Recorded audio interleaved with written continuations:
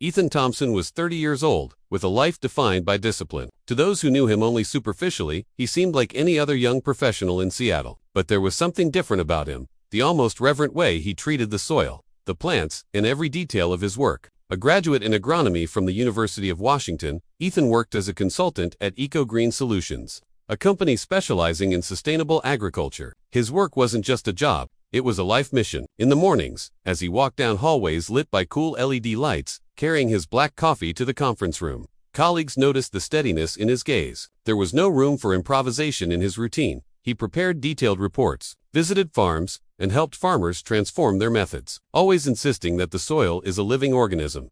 Many laughed at first, but within months they realized his advice produced healthier crops, more fertile land, and thriving farming communities. Ethan was respected. At home, in Seattle's Capitol Hill neighborhood, his meticulous personality continued in every detail. His two-bedroom apartment had large windows that captured the gray light of the city. The walls displayed photographs of rural landscapes and agricultural maps he had collected since college. Shelves were lined with technical books and a few scattered novels, as if Ethan tried to balance science with poetry. On the balcony, he cultivated small herb gardens in pots: basil, oregano, parsley, mint. He used calibrated LED lights to simulate sunlight and tracked pruning and growth periods in spreadsheets. Every morning, before the alarm rang, Ethan was already awake. He laced up his running shoes and went for a 6-kilometer run around Lake Union. A cold, humid air filled his lungs as he adjusted his breathing to the rhythm of his steps. This daily run was more than exercise. It was active meditation. He thought about projects, recalled conversations with clients, and planned the future. Upon returning, he took a quick shower,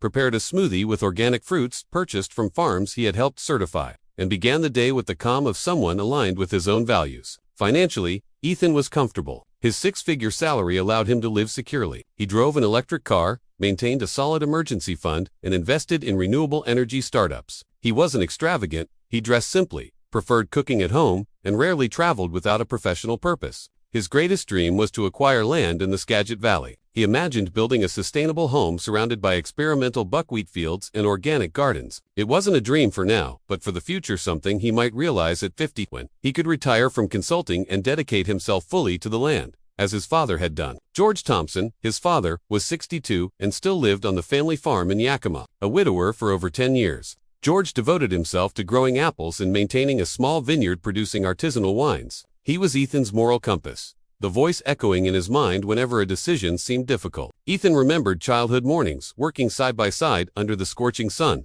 planting seedlings or tending the orchard. "The land never lies," George would say, hands calloused but firm on the tools. Ethan carried this phrase like a mantra. The soil reflected exactly what was done to it, care or neglect. Ethan's rigidity sometimes even frightened himself. He organized every detail, bills paid on the first of the month, meetings noted in digital and physical planners, balanced meals planned for the entire week. On Fridays, he visited his father in Yakima whenever possible. These trips were rituals of reconnection. He enjoyed walking among the apple trees at dusk, listening to George's simple advice. Once, during one of these conversations, his father remarked, "You live with so much order, son, but don't forget, life also grows in chaos." Ethan laughed, but stored the words, not realizing how much sense they would make in the future. Despite his discipline, Ethan wasn't immune to surprises. The biggest came in the form of Maggie. They met 5 years earlier, almost by chance. Ethan rarely attended social events, but that night, a colleague insisted. Tom, a friend since university and also a consultant at EcoGreen, dragged him to an art gallery in downtown Seattle. "You need a bit of chaos, man," Tom said, handing him a glass of cheap wine. Ethan felt out of place in the room with white walls covered in colorful paintings and abstract sculptures. Art seemed like a distant territory, made of codes he didn't understand. Then he saw her. Maggie stood in front of a vibrant canvas, an explosion of colors reminiscent of a turbulent sea. The title, Red Broken Roots.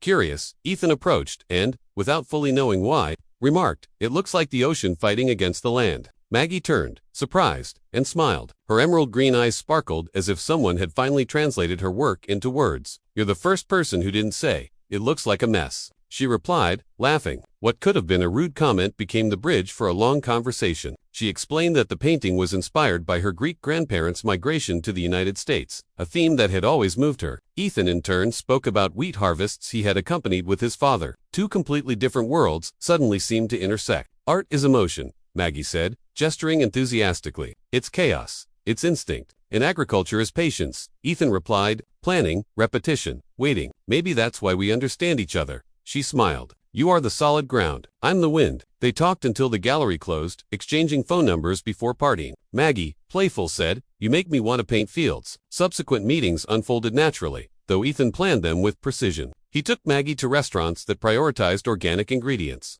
organized hikes in Olympic National Park, and reserved tickets for exhibitions. Maggie, on the other hand, brought the unpredictability that his life lacked. An improvised night of dancing in his small rented studio, a last-minute trip to Portland for an art festival, or dinners attempting to recreate her family's Greek recipes, turning the kitchen into a delicious chaos. One evening, after a walk along Puget Sound, Maggie suddenly stopped, looking at the horizon. Have you ever noticed how water never stops? It keeps moving, even when it seems calm. Ethan watched her quietly. She had a gift, turning ordinary things into poetry. And the soil is the opposite, he said with a smile. It seems still, but a whole world is happening inside. Maggie looked at him as if she had discovered something precious. That's why we work. You look down, I look up. Over time, they found a rhythm. After 2 years of dating, they decided to move in together at Ethan's apartment. The change was like a silent revolution. Neutral walls became vibrant with canvases, ethnic rugs, and light curtains that let in the sunlight freely. Maggie brought unpredictability. Ethan offered stability. She supported herself as a freelance artist, selling paintings online and showing at regional fairs. Income was irregular some months. She sold everything she made. Others she couldn't touch a brush, stuck in creative blocks. Ethan supported her without hesitation. He paid most bills, bought supplies when she hesitated, and encouraged her at every new exhibition. You are my stability, Maggie said, kissing him tenderly. You let me dream without fear. Ethan remembered their first dinner together.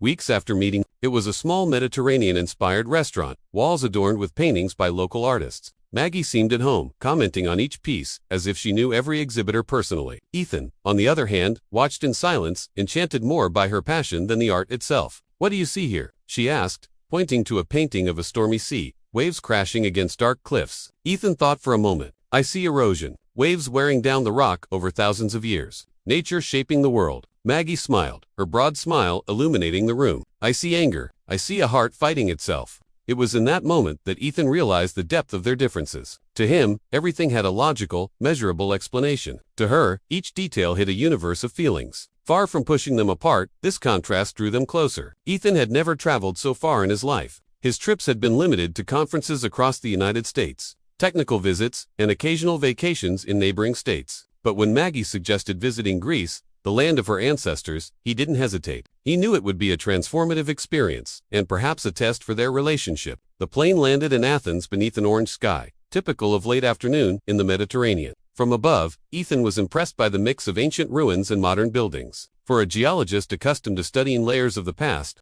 Athens was a feast. Every street seemed to carry centuries of history. Maggie, on the other hand, vibrated with cultural energy. As soon as they stepped onto Greek soil, she inhaled deeply. Can you feel it? It's as if every stone has a memory. Ethan smiled. I feel warmth, but I admit it's fascinating. Over the next few days, they walked together through the Acropolis, visited the Parthenon, and got lost in the alleys of Plaka. Ethan observed architectural details, calculated the age of rocks, and tried to explain formations. Maggie was enchanted by the colors of windows, the scent of spices, and the music drifting from cafes. You always look down, don't you? She teased, noticing him examining the marble floors worn by centuries. Meanwhile, I can only look up. Maybe that's why we work, he replied. You look at the sky, I look at the earth. After a few days in Athens, they flew to St. The contrast was immediate. White houses perched on cliffs, blue domes reflecting the sea, formed a postcard-perfect scenery. Ethan, usually impervious to romantic settings, felt small in the face of such beauty. Maggie seemed even more radiant. She ran through narrow alleys, stopped to photograph purple flowers against white walls, bought bracelets from local artisans. Ethan watched her, trying to memorize every detail of her smile. It was one afternoon in Oja, the village famous for its sunsets, that Ethan decided it was time. He had brought a small blue velvet box in his pocket, purchased weeks earlier in Seattle after long conversations with Tom. The sun was slowly disappearing behind the Aegean Sea, painting the horizon gold and purple. Maggie, distracted taking photos, didn't notice him kneel discreetly and open the box. Maggie, his voice was hoarse but firm. I can't imagine my future without you. Will you marry me? She turned, surprised, hand covering her mouth. Tears filled her eyes. For a moment, time seemed suspended. Then she said, yes, of course. Tourists around them, witnessing the scene, applauded spontaneously. Ethan, unaccustomed to public displays, felt embarrassed but happy. Maggie hugged him tightly. and in that embrace, he knew he was exactly where he belonged. After Santorini, they traveled to the Greek countryside, where part of Maggie's family lived. Ethan was welcomed with curiosity and warmth. Relatives spoke in Greek, mixing a few words in English, but smiles were universal. Maggie's grandmother offered homemade bread and olive oil. An uncle insisted on toasting with artisanal wine. Ethan, even without understanding all the words, felt part of something larger. One festive night, with traditional music and dancing, Ethan watched Maggie spinning with her cousins, laughing, hair loose in the wind. He realized how much she shone in that environment, how much this world was part of her essence. Later, they spoke privately. "Do you think you can get used to all this?" she asked, looking at him seriously. "If it's part of you, then yes," Ethan replied without hesitation. "I want your culture to be mine too." She kissed him tenderly. "Then I have no doubt I made the right choice." Back in the United States, they began preparing for the wedding. Maggie immersed herself in every detail: flowers, dresses, invitations, guest lists. Ethan, more pragmatic, handled finances and logistics. "Don't you think you're overdoing it with the flowers?" he asked, reviewing the budget. "You can never have too many flowers." She laughed. "It's the most important day of our lives." Ethan sighed but conceded. He wanted to see her happy. Meanwhile, Ethan's father, George, observed the changes in his son with a reserved eye. When he first met Maggie, he welcomed her to the farm with a firm handshake and a critical glance. George had always been straightforward, no nonsense. "Do you like hard work?" he asked, showing her the fields. Maggie smiled, brushing her wind-tousled hair behind her ear. "I like to work with my soul." George stared at her for a moment and, to Ethan's surprise, let out a short laugh. "Then maybe you fit this place." Later, when they were alone, George told Ethan, "She's not like us, but she's strong. That's what matters." Those words stuck with Ethan. Approval from George was rare, and he treasured it. It was during one of the visits to the farm that Ethan realized how deeply involved he was in the relationship. Sitting under a starry sky, he spoke about the future for the first time. "Have you ever thought about what it would be like if we—" He hesitated, unsure if he could finish. Maggie laughed softly. "If we what? If we built a life together?" She held his hand, intertwining their fingers. "I think about it all the time." In that moment, Ethan knew this was no ordinary relationship. It was something bigger, something that could redefine his entire path. Back in Seattle, preparations for the wedding intensified. Maggie immersed herself in the studio, painting vibrant canvases inspired by the Aegean landscapes. Invitations were sent, dresses were chosen, and flowers were sourced from local and international suppliers. Ethan, disciplined as always, balanced the extravagant plans with budgets, logistics, and meetings with vendors. "You seem distant sometimes," Maggie noted one evening while preparing dinner together. "I'm just tired, Maggie, but I'm happy. I just want everything to go smoothly." She smiled, hugging him from behind. "It will be my rock." Then, 2 months before the wedding, the first sign of a storm appeared. Ethan was making fresh pasta when Maggie's phone vibrated on the counter. The screen lit up with a name: Saul. Ethan frowned. "Who's Saul?" Maggie hesitated for a second before replying. "An ex.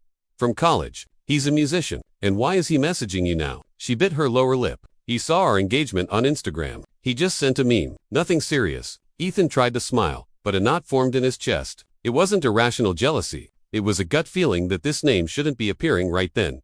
At that moment, in the following days, the messages continued: small comments, inside jokes, links to songs. Maggie laughed alone, and Ethan noticed. He tried to ignore it, but suspicion grew. One night, sitting on the couch, he spoke firmly. "Maggie, this is bothering me. I don't want you talking to him anymore." She sighed impatiently. "Ethan, it's harmless. I ended things with Saul years ago. He's just happy for me. Then it shouldn't be so hard to block him." Silence. Her gaze hardened, but eventually softened. She picked up the phone, showed him the screen, and blocked the contact. Ethan felt relieved, but tension lingered in the air. Even after blocking Saul, Ethan sensed a shift. Maggie seemed restless, sometimes distracted. She spent hours in the studio but produced little. She checked her phone in silence, as if waiting for something that would never come. George, ever observant, noticed the difference when he came to Seattle to help with preparations. "Is her heart in the right place?" he asked his son quietly while arranging boxes of homemade wine he'd brought from the farm. Ethan bristled. "Dad, I trust her. We're just stressed with preparations." George didn't insist, but Ethan felt the weight of doubt. Meanwhile,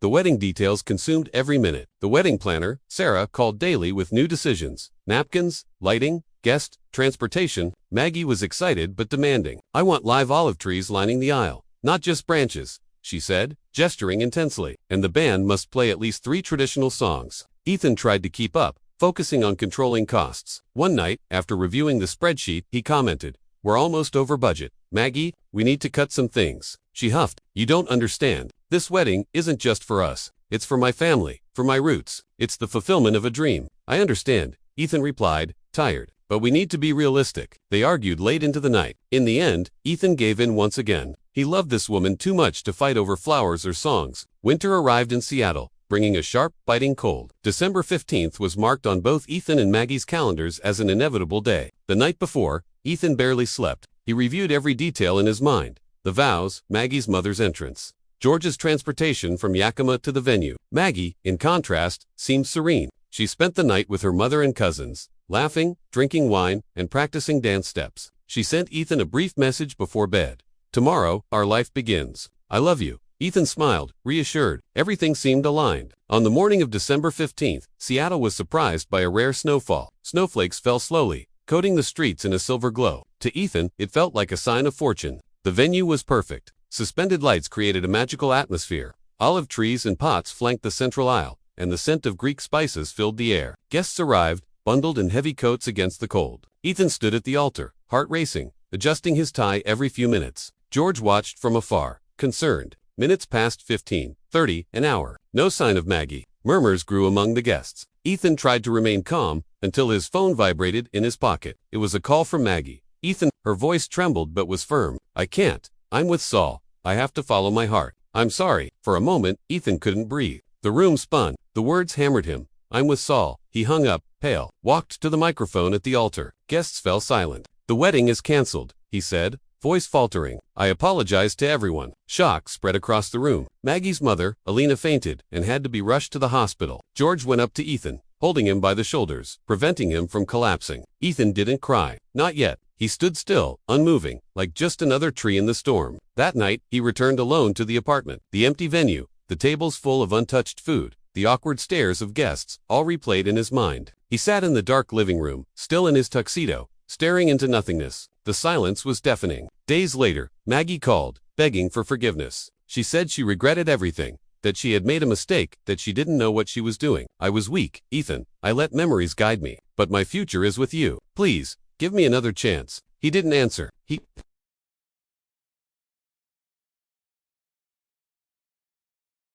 simply hung up. A few days later, Maggie appeared at his door, still in the wrinkled, stained wedding dress, sobbing. Ethan's heart broke again, but he remained firm. He called her parents to pick her up and closed the door, alone. The weeks following the canceled wedding were a blur for Ethan. The apartment felt larger, colder, emptier than ever. Maggie's canvases still adorned the walls, vibrant colors now causing pain. Every object carried a ghost. The wine glasses bought for toasts, the forgotten engagement ring box in a drawer, even the embroidered napkins they had chosen together. He spent hours on the balcony, staring at the herb pots. The basil wilted from neglect. It was as if even the plants felt the weight of absence. George visited Seattle a few days later, worried. He found his son, thin eyes red, surrounded by half-open boxes of memories he didn't have the courage to store or discard. "Son, the soil can always be replanted," George said, placing a firm hand on Ethan's shoulder. "But you have to pull the weeds first." Ethan didn't respond, but those words echoed in his mind for a long time. Ethan knew Maggie wasn't dead. She was alive, perhaps smiling somewhere with Saul, but for him, it was as if he had lost someone forever. This made grief crueler. There was no final goodbye, only the open wound of a choice. He avoided social media, unable to bear the old photos. At work, he immersed himself in reports to distract himself, but concentration was fragile. Colleagues noticed the change, and Tom, his longtime friend, tried to cheer him up. "Man, you can't blame yourself. She made the wrong choice. It doesn't mean you're not worth it." Ethan sighed. "But what if I had been more fun, less rigid? What if I had given her more space?" "No, Ethan," Tom shook his head. "You were yourself, and that's enough." It was Tom, in fact, who convinced Ethan to seek therapy. At first, he resisted. He had always believed he could solve problems on his own. But in the first sessions with Dr. Mitchell, he realized some pains needed to be named to heal. "You didn't just lose Maggie," she said once. "You lost the life you envisioned with her. You're grieving a future that will never happen." Her words hit Ethan like a punch. He cried for the first time since the altar. He cried, not just for Maggie, but for everything he had planned with her, the house, the children, the trips. It was like uprooting an entire tree. 3 weeks after the wedding, Maggie appeared at his door again, pale, hollow-eyed, wearing the same wedding dress, wrinkled and stained. "Ethan, let me come back. I was wrong. I was foolish." Her voice was a whisper through sobs. "I love you." For a moment, Ethan wanted to embrace her. He wanted to forget everything and start over, but a deep anger prevailed. He called Alina, Maggie's mother, and asked her to pick her up. When she arrived, she found her daughter collapsed on the balcony floor, clutching the dress. Ethan didn't open the door again. He stood, heart ablaze, listening to the car drive away. The following months were slow. February brought constant rain to Seattle, washing the streets but not his memories. Still, small signs of change emerged. He returned to running around Lake Union. He resumed caring for his herbs. He rediscovered joy in fieldwork, visiting farmers and listening to stories of resilience. On one farm, a grower showed him a fruit tree that had been almost destroyed by a storm. "I thought I had lost everything," the man said, "but by pruning the rotten branches and tending the soil, it blossomed again." Ethan smiled for the first time in weeks. A perfect metaphor for his own life. In March, encouraged by Tom and Dr. Mitchell, Ethan decided to travel. He needed distance from Seattle, from frozen memories.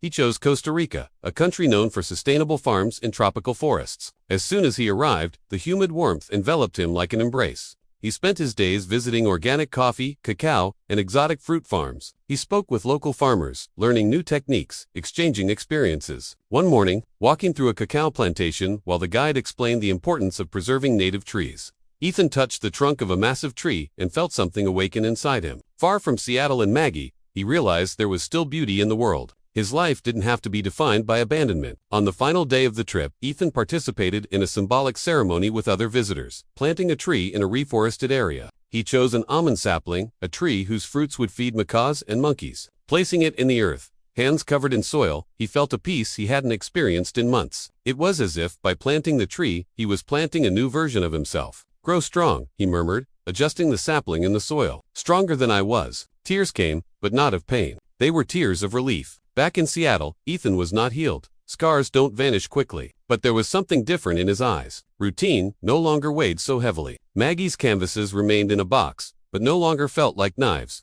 They were memories that, little by little, would lose the power to hurt. George visited again and noticed a change. "You're lighter, son." Ethan smiled. "I planted a tree, Dad." George nodded, as if he perfectly understood. Time passed. Ethan continued his life, devoted to work and dreams of sustainability. He didn't know if he would love again, but he no longer feared solitude. He had learned that the heart, like the earth, can be devastated, but it can also regenerate if cared for. Running around Lake Union, he felt the cold air in his lungs and remembered his father's lesson: the soil never lies. And now he knew the heart doesn't lie either. It still beat, still dreamed, still had the capacity to bloom. Maggie was no longer the light of his life. She was only part of his story, a painful chapter. The future, however, was open, fertile, like a field ready to be cultivated. And this time, he would be the gardener of his own life.